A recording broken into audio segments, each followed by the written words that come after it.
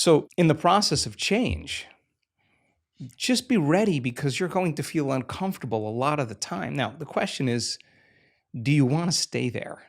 So then most people think they don't have any control over their emotional state. They think, I'm just this way and I feel this way. Well, we actually can show people that that's not the truth, that when it's the hardest, it matters the most. And if you're able to really work and train your body like you're training an animal to stop feeling one way and start feeling another way, if you believe that you're an eternal being, let's just say that, just most religions talk about we're eternal. Most sects of thought, there are only a few that don't. Whether you're going to heaven or hell or nirvana or on the wheel, you're pretty much going to be around for a long time. That moment matters so much in the light of eternity because that's the moment you make up your mind to no longer be defined by your past. Why are you being defined by your past? Because emotions are a record of the past. And so then if you're feeling that emotion, your body is believing it's back in that same experience of the past. So the more knowledge that we have and understanding that justified, valid or not, those emotions are hurting no other person but you, because the long-term effects of living by those emotional states, those survival states, are actually down-regulating genes and creating diseases. Sooner or later, you're going to have to ask yourself, is this loving to myself?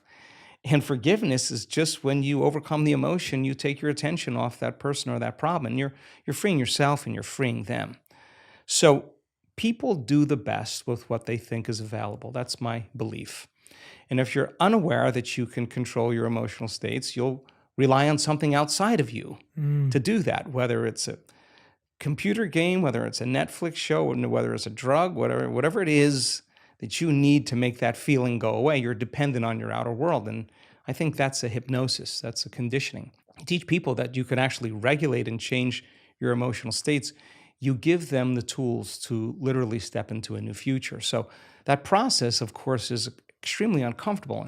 And the question is, how long are you going to stay in that emotional state? And 50% of the story that most people tell about that past experience isn't even the truth, because they're making things up, and they're doing that so that they can justify why they haven't changed since some past event. Most people reach a point in their life where they reach crisis or disease or diagnosis or loss or betrayal where they finally go, gosh, it's time to change. I think change is an ongoing process, and the more we change, the more we should see evidence in our life. That makes it exciting. Yeah, and I think you're right that I've thought about this for a while, that I feel most people know that they want to change, and most people know what they want to change, but they still struggle to make a change. And so I found that we don't often have a values crisis, we have a habits crisis, because people don't know how to reprogram their habits, and they've started to assume that the way they feel is who they are. And I wonder how you think about this, because I think we're living at a time where what you just said is like you either kind of find a way to numb your feelings, so you're turning towards something external to numb how you feel, or today we're being told, well, feel every feeling and emotion completely.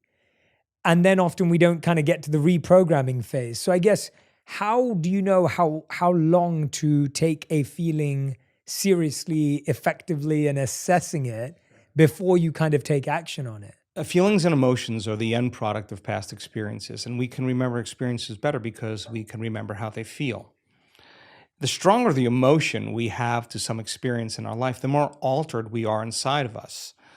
The more the brain freezes a frame and takes a snapshot, and that's called a long-term memory. That image is being bossed neurologically in the brain.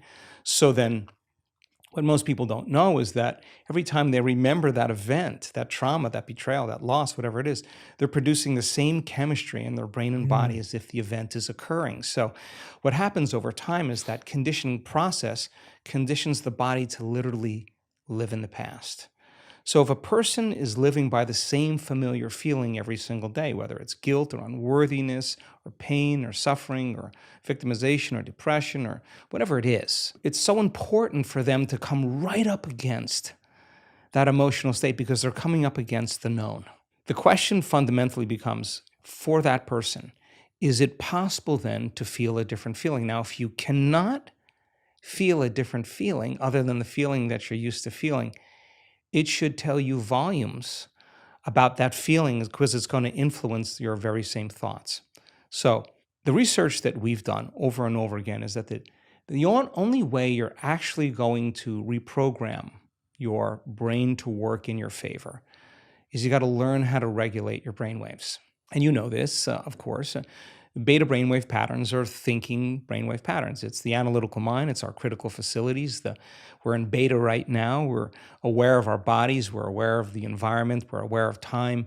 The neocortex is switched on. It's what plugs us into three-dimensional reality. It's the seat of the autobiographical self. There's a lot of circuits in there from things you've learned intellectually and things you've experienced in your life. So for the most part, it's a repository of the past, right? And so 90% of those thoughts that we think being the same thoughts as the day before tend to become like automatic programs, and they become more subconscious or more unconscious. So in order for us to begin to change those programs, we got to get into the operating system. And the only way we do that is we got to slow our brain waves down in that thinking neocortex. The challenge for most people is they have so many demands in their life.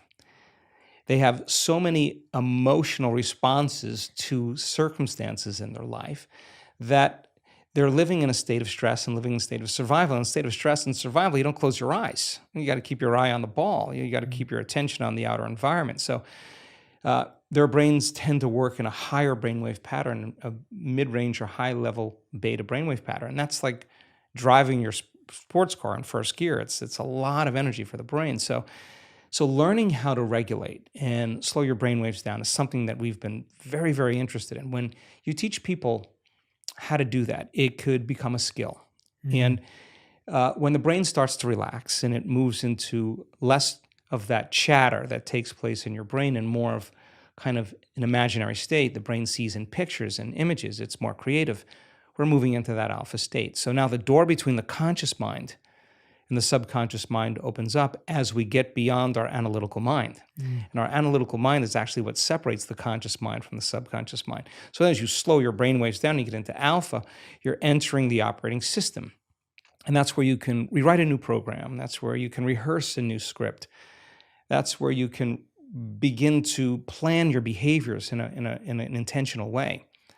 If you can't change your brain waves, then it's like your computer running amok with all of those programs and you yelling at it, telling it to stop. You're not in the operating system.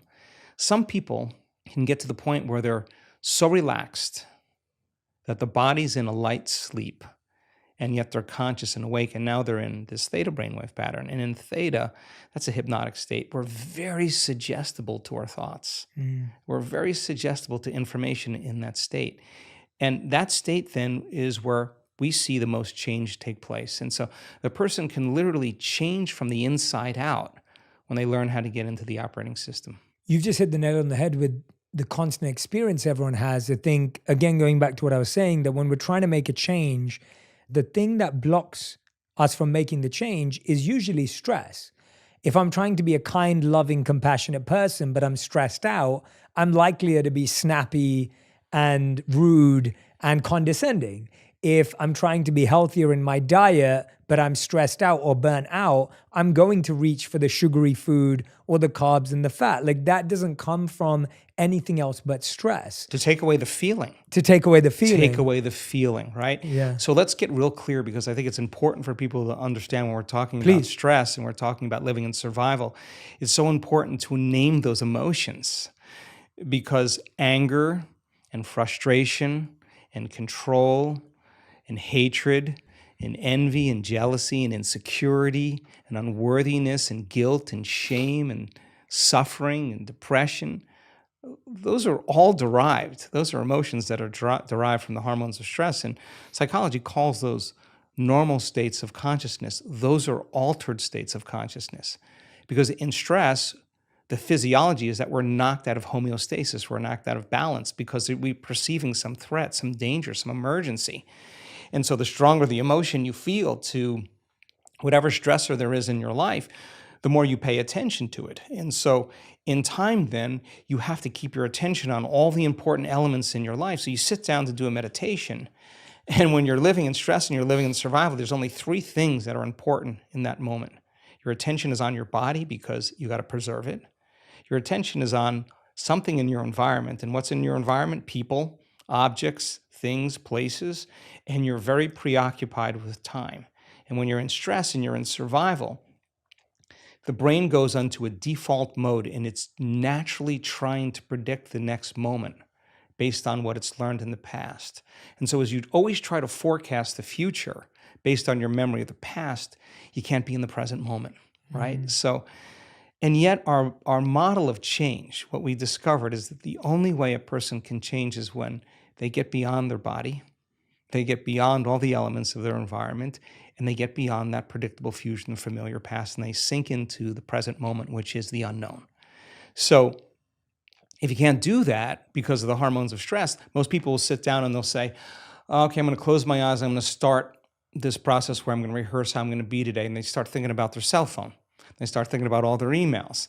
And they start thinking, I can't meditate. There's something wrong with me. It's my mother's fault. And they actually believe that thought to be the truth. And then they get up and they actually reaffirm it and they say, I can't meditate. Now, I can tell you that if you are willing to see that thought as just a thought in your brain and you're curious what's on the other side of that thought, yeah, you're going to feel uncomfortable. But if you had some tools and skills to apply and you were able to take your attention off your cell phone and settle your body back down into the present moment, that would be a victory.